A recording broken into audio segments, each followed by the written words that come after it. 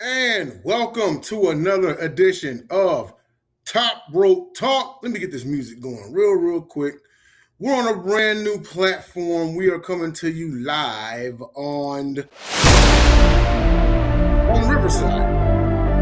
So, with that being said, okay, cool, sounds good. So, anyway, I am one of your three co-hosts, Denzel Snipes, chapter 6 o'clock, and I'm never ever alone. One second. Okay, hang tight, 1 second. Hold on. There we go. All right. Let me go ahead and bring in my boy, Tyler Sumner. Let's get it in, baby. How you doing? Doing pretty good, man. We're on the road to SummerSlam. Monday Night Raw last week was a wild one.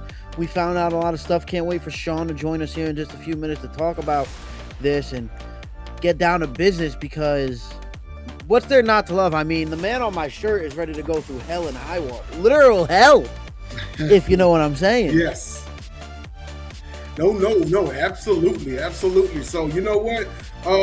So, in our first bit of news, and this was coming to us about a day or two ago, but a guy from your era, Sheamus, to leave WWE after 17 years. This man is a Grand Slam champion. He's a multi-time world champion, 2012 Royal Rumble winner. I mean, Tyler, this is a man who has done it all, well, except winning a Continental title. But, I mean, yeah, your thoughts on this, man, because this is pretty disappointing. We kind of thought that he would finish his career with WWE. Yeah, it's a bit unfortunate, but I can see why they let him go due to the fact that he's always injured. He's a very injury-prone wrestler. I saw a stat the other day. He's missed over about 36 combined months throughout his career due to just injuries alone. It's very unfortunate, but when you look at a guy like Sheamus, he's done it all. He had nothing left to prove in the business except try to win the Intercontinental title, which he unfortunately couldn't. True. Excuse me. But, you know, he was great while we had him, and that match against Gunther at Clash at the Castle 2022 will probably be my favorite Sheamus match of all time. Yeah, you know what? It's actually, as far as people who, who like Sheamus and everything throughout the years,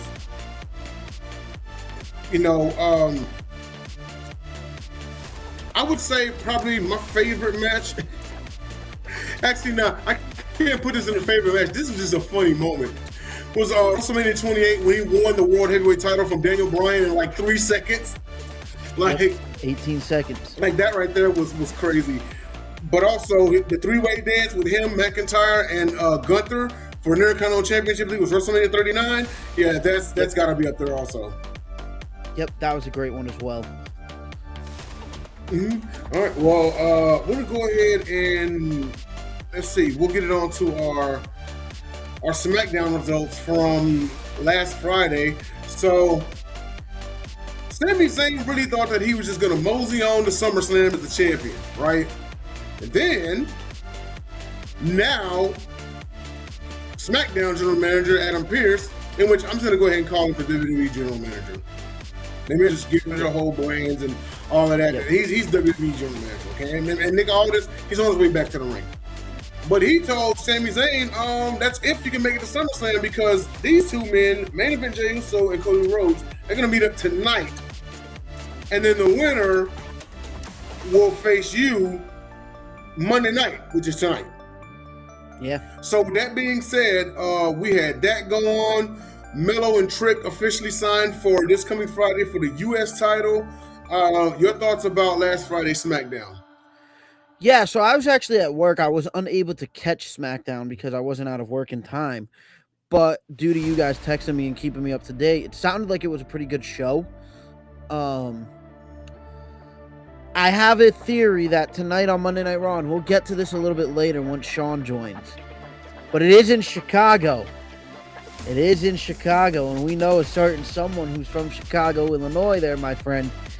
But in terms of Melo Trick, thank you. I've wanted this. I've prayed for this, and it happened. You know, I'm very excited for that. That's gonna be one of those matches where Melo don't miss. I could see where Melo wins, and there he is, the guy that was missing from it.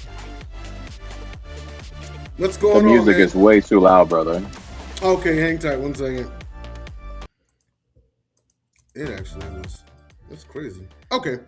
All right. Can you hear me? Yeah. I'm sorry. I know I'm coming in late, guys. Are you able to load up my background? Because I can't. Actually, you can. I had it loaded up. Let me see here. See if. Let me see here. Because I can only do it from mine. That's the thing. You should be able to just click video and then. Oh wait, he can't do that. Yeah, no, never mind. Yeah, you'd have to go. Like if you hover over your window, in the center of it. It's telling me I can't because of whatever Mac I'm on. That's why I was asking if you could do it. Oh, okay. Don't worry about it. We'll just move on. Go ahead, guys. All right. Well, actually, you know what? Well, while you're here, just real quick, because the first topic was Sheamus leaving WWE. What was your quick thoughts about it? I think Sheamus should have obviously gotten a retirement match, but it doesn't surprise me. He was at the end of his ropes there. I love him. All the work he did the last couple of years. He was always a good worker, willing to put guys over. Absolutely. Okay, and Tyler. Okay.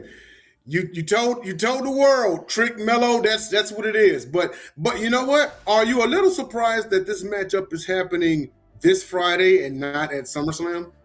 Well, I think with it happening this Friday, this is going to be the start to either a triple threat with Ricky Saints and Melo versus Trick, or at SummerSlam, or it's going to be Melo versus Trick straight up at SummerSlam. It's going to lead to this. This isn't going to be a one-off match, I think.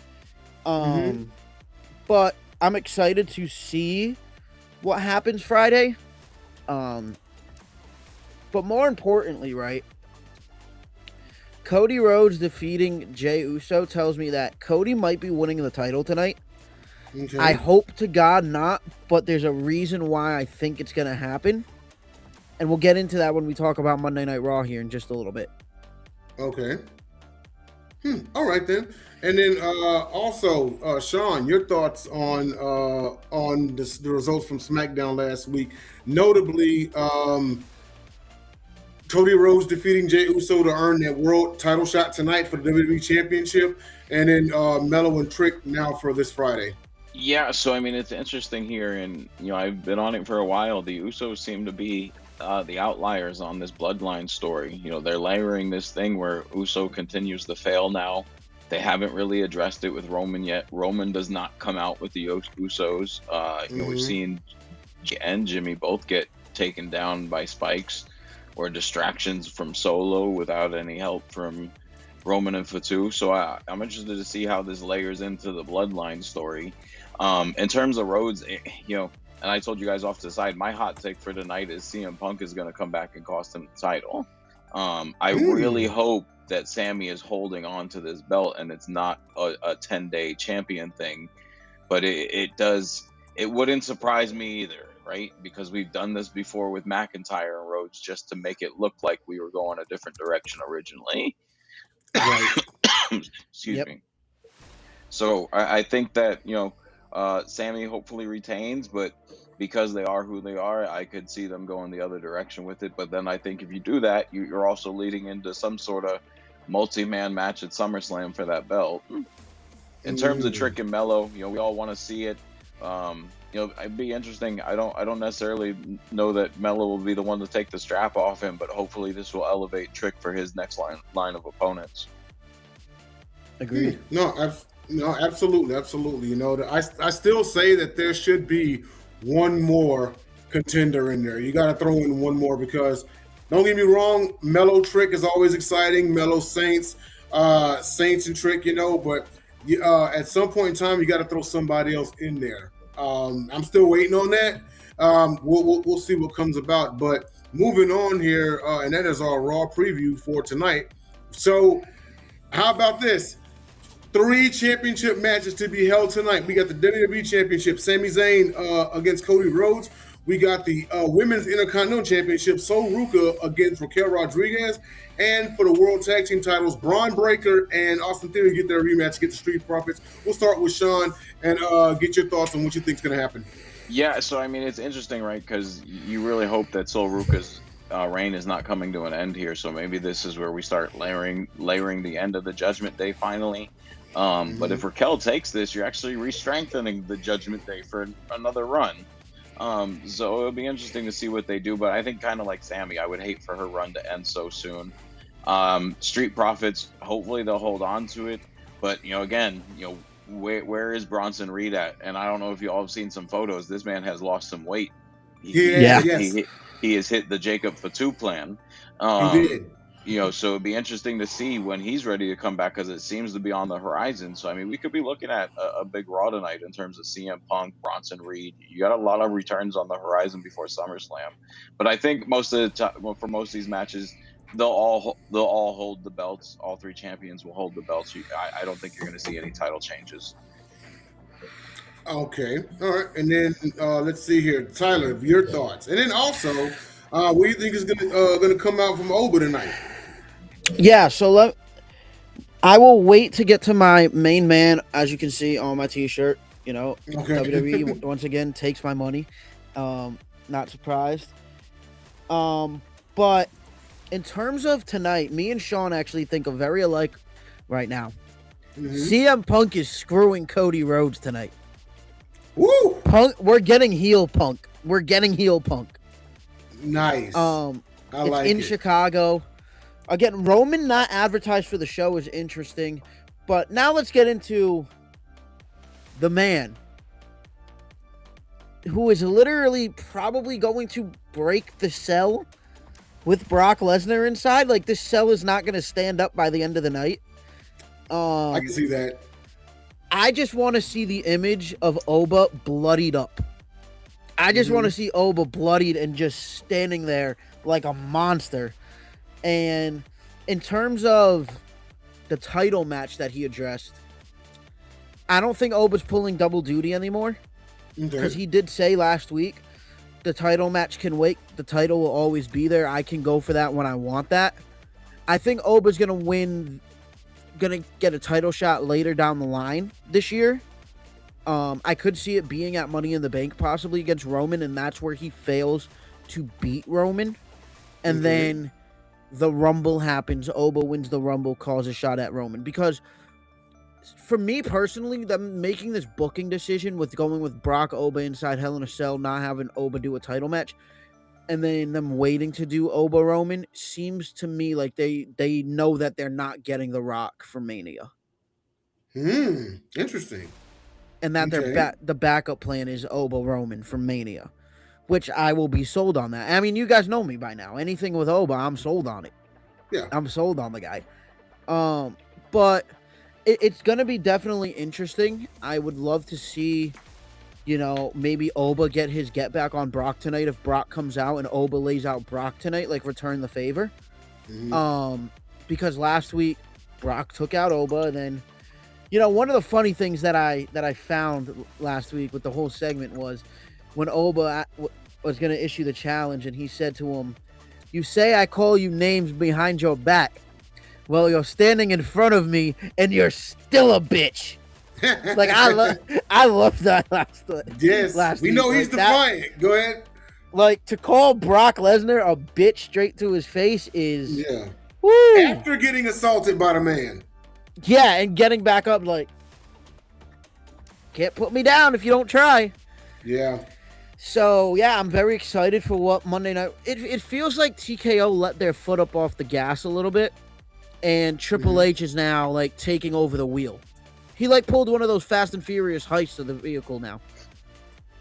Yeah, I mean, I still disagree. I'm with Sean. I still disagree with the whole Oba not getting his title shot at because that was the stipulation of King of the Ring. You get a world title shot at SummerSlam. You know what I mean? But at the same time, we're getting Oba versus Brock inside Hell in a Cell. This just threw everything. And you know what? And I'm not complaining about that. But hear me out, okay? If you weren't going to have Oba go for the world championship at SummerSlam, why have him win King of the Ring? He could have done that without. He could have had over Brock Hell in a Cell without him winning King of the Ring. I think Sean disappeared. I'm You still here, there, boss. Tyler? Yeah, I'm here, boss. Continue. I'm just on audio right now. Oh, okay then. No, so on that note, so I think we agree that they're holding it off, in terms of Oba and Roman, but I also think that there is, that if you look back at history, even if you look at Roman's early run when he was young Roman and everybody thought it was coming, but then they would throw him in a feud with Sheamus before even the title feud with Sheamus. I'm not talking about that title feud with Sheamus. They would throw him in a feud with Sheamus. They would throw him in a feud with Rusev. Alberto Del Rio before he even had the title, Randy Orton. So just think about the history of how they build the guy. Same with Stone Cold. He had to go through a couple guys before he got to Michaels. Now here is where, and this is not me, this is something coming from Meltzer. I seen it today. And it seems like we could be going through a long bloodline story again. And so I would not even be shocked to see Oba lose at 43 and then win at 44, because he said the current plans are for this bloodline layered story to go multiple years this time, which is exactly what we got last time. And the issue is, and it's kind of what Roman said when he came back, and this is not anything that has to do with Oba in general. No one is taking the ball and running with it. Ratings drop when he's not on the screen. This is why the WWE is now layering out years again of a bloodline story. So I agree. Maybe The Rock isn't the 43 opponent, but it leaves a lot of things open. Imagine if they do want to put Oba over, but they also want to turn him because he is a monster, and all of a sudden the final boss is in his corner for the next year from 43 to 44. So if this bloodline story is 2 years long, there's a lot of room. And like I said, this layering of Jey Uso losses, it's got a lot to do with where all this is going, but I could definitely see them doing the Cody Rhodes story where you fail once at Mania, but then you get over the hump the second time. So with that being said, if we're looking at the next 2 years of a bloodline run, is this, because I'm in line to say yes, is this Roman's final run? Like after this, he's done. Yeah, he'll be what Cena was the last 2 years. He'll show up once every 6 months, put somebody over, he'll take some losses, and then I think a la Cena, probably around 45, 46, maybe even 47, because Cena did do the part-time for like 2-3 years where he was only doing like 2-3 matches a year. He'll get his proper retirement tour. I think he's the only other wrestler right now that you could look at and go, yeah, let's build 6 months around a retirement tour for that guy. Yeah. Yep. Indeed. So with that being said, we're gonna move on here, and I'm gonna give the floor to my man Tyler Sumner down here, because it is time. It is time for the 5 count. The 5 count with Tyler Sumner. Top 5 high flyers ever. You got the floor. Take it away. Yes, sir. All right. So the first person that I have on this list at number 5 for top 5 high flyers is none other than Cero Miedo himself, current WWE Intercontinental Champion, Penta. Now, you may be asking, why is Penta on this list? Because if you have not seen Penta in Lucha Underground, or in his Impact Wrestling days, or in his Lucha Underground days, or even in his AEW days, or right now in his WWE days, he never ceases to amaze the crowd. He is just an incredible high flyer. He has one of the best Canadian destroyers in the game, Mexican destroyers rather. And he's as extreme as it gets. He's death-defying. He has zero fear. That's what Cero Miedo means. Love Penta. Coming in at number 4, though, we have the late, great Eddie Guerrero. He had to be on this list. Eddie, obviously before my time, but I've known what Eddie is able to do. He is one of the greatest ever. Was gone way too soon. If you don't know how good of a high flyer Eddie Guerrero was, go back and do your research and watch Halloween Havoc 1997 against Rey Mysterio. That match is one of the best matches to ever exist. Coming in at number 3, and I'm actually going to bring Sean Russi back up to talk a little bit about him because I don't know as much about him. It's going to be number 3, Jushin Thunder Liger. Oh, man. So, I mean, just going back to his feuds with Rey Mysterio, and then early on, the young Eddie and him in WCW. But him in Mexico, he was really, he is what Penta was before Penta got to WWE in terms of Mexican wrestling. I even go as far to say at one point he was equal to Rey Mysterio for them, and that says a lot about who he was. But one of the other guys, and he probably won't make your list, and there's no reason for really him to. But Juventud Guerrero and Psychosis had some great matches with Liger. Awesome. Now coming in at number 2, he has to be here. The charismatic enigma. In my opinion, my number 1 is Jeff Hardy, but out of respect, I have to put him at number 2. What has Jeff Hardy not done that's almost made you like, how is this dude still alive? I mean, the flips off the ladder, the swanton bombs, sliding down the railings. Jeff Hardy is one crazy son of a gun. Just putting it that way. I can't wait for him to come back to WWE. It is heavily rumored that the Hardys, once their Impact TNA contract is up, the Hardys are on their way back to WWE. But coming in at number 1, you know who it had to be. It had to be Rey Mysterio, the greatest little man in WWE history. The 2006 Royal Rumble was amazing. What Rey has done and is still doing at his age is incredible. So that's my top 5 list, my 5 count. And next week, if you guys want to join me back up here on this panel right now, I will break the news to you guys of what my list is. All right. My list for next week, the top 5 WWE return crowd pops of all time. Interesting. Very, very interesting. Yeah. First of all, solid list, especially with the Liger lookout, the man that invented the sit-down powerbomb, the Liger bomb. At number 5, just me personally, I would replace him with Ultimo Dragon, literally the inventor of the Acai moonsault. He would be in my top 5. You know what's so crazy? It's not. I would keep Ray at number 1. Jeff at number 2 is also solid as well. Other than that, like I said, I put Ultimo at number 5. Maybe even sneak in Michael somewhere. But other than that, no, damn solid list. Sean, what'd you think? No, I liked it. If we're looking at cruiserweights, I think it's solid. Because you got to look at Michaels as a different. He flies differently than the cruiserweights do. It's kind of like Montez Ford. He's got some of that in him, but his rest of his moveset is very different. But obviously he's got the over the top rope corner move that he does almost every night. But no, I like the list. For me, I really can't remember too many guys high flying that I would say are definitely missing. I think if you look at it from a different angle, where if you're just doing like top 5 to 10 cruiserweights, then you start talking about the Malenkos and the Jerichos and different things. But for high flyers, I like it. You really could take and we're gonna get into 98 WCW here in a minute. But that entire cruiserweight division, even from back in WCW, and Mysterio is a part of that list. So is Ultimo, so is Liger. They had great diversity in that division, and Malenko being able to work with the Flyers when he was not that guy. He may go up to the middle rope a little bit, but he wasn't going up top.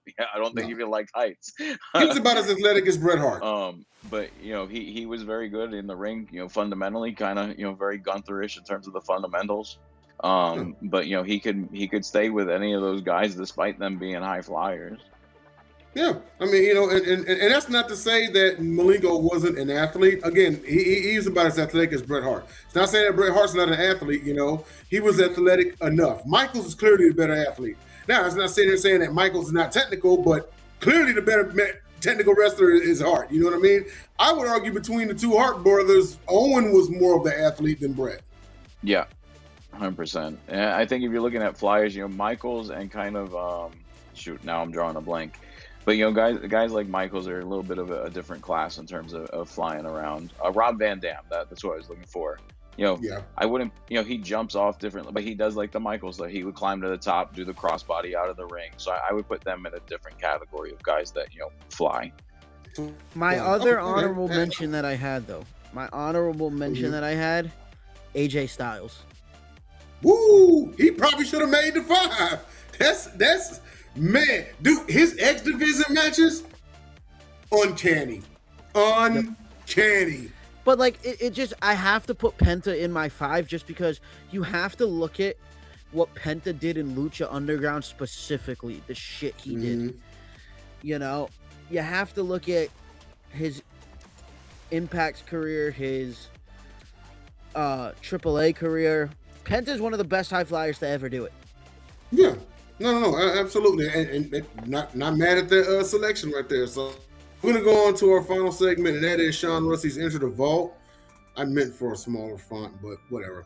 So I'm gonna go ahead and give you the floor. And here's number one. I actually laughed at the way you typed it up. Much better. Go ahead. No, so it just happens to be one of these dates is one of WCW's finest moments and biggest blunders, and we've made that a part of this list now. Is revisiting WCW's failures here. But Goldberg actually on this night in 1998 defeated Hulk Hogan at home in Atlanta in the Georgia Dome, a match that was literally announced I think 72 hours in advance. Obviously one of the top 10 moments for a Nitro. Goldberg's first title win, Hogan's first real loss in a long time. It would kind of signal Hogan going off TV, as 4 months later Kevin Nash would be the one to take off the title off Goldberg before Hogan even made an appearance back.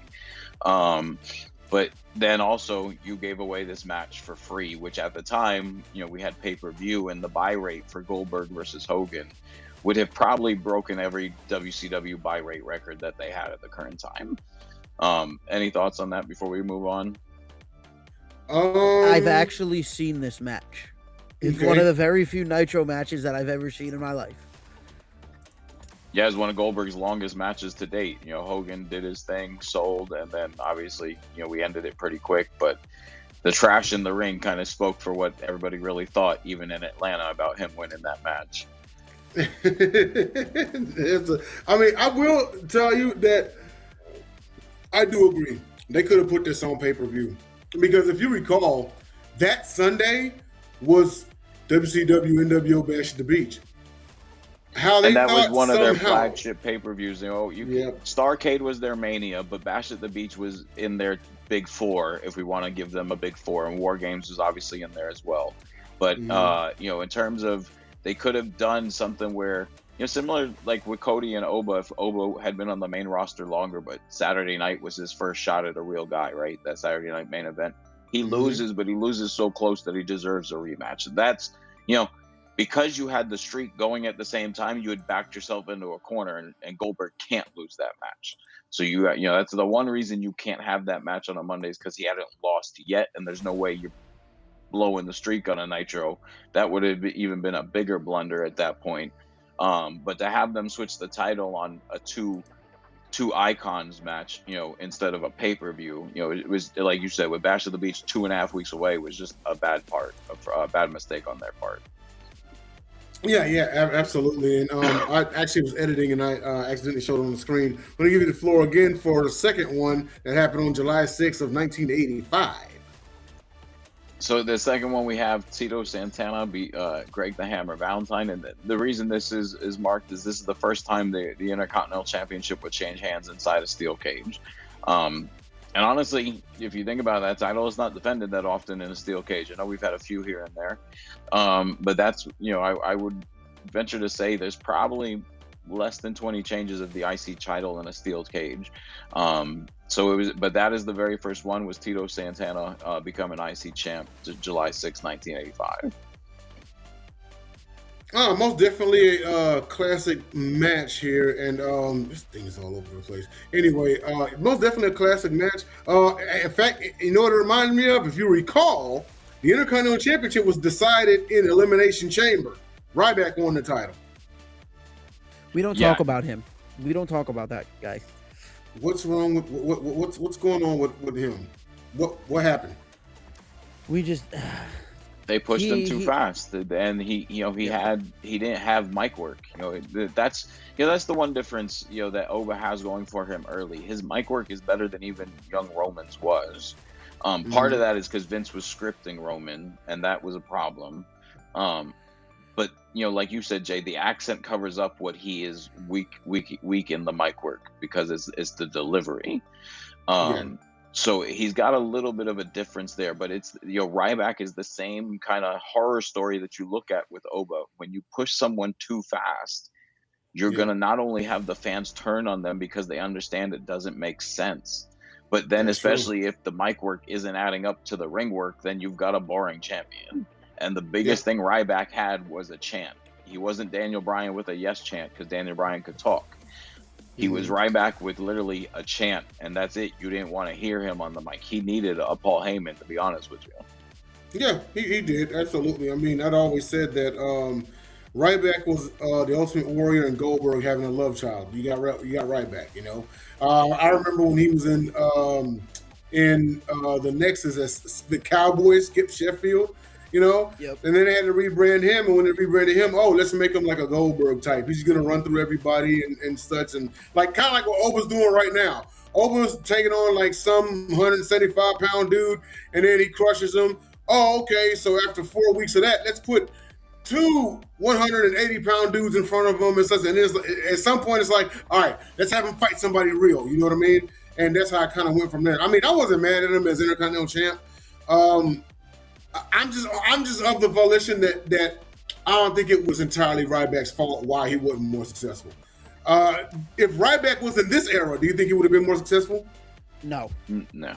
it's Just maybe not. because he goes through NXT first. If Michaels is there, maybe the promos are different, but it's tough because he was very stiff in the ring too, so that it makes it difficult. Yeah. No. Definitely respect the take on that one. And then we'll go on to our third and final one. And this takes us back to the first ever Great American Bash. Take it away. Yeah, so that's really the big marker here. 1985, the first Great American Bash, and that's something that continues today now with NXT. So what we are on 40 plus years now of the Great American Bash. One of the other memorable moments was around this time when Kevin Nash powerbombed Eric Bischoff at the Great American Bash, officially starting the NWO storyline, basically.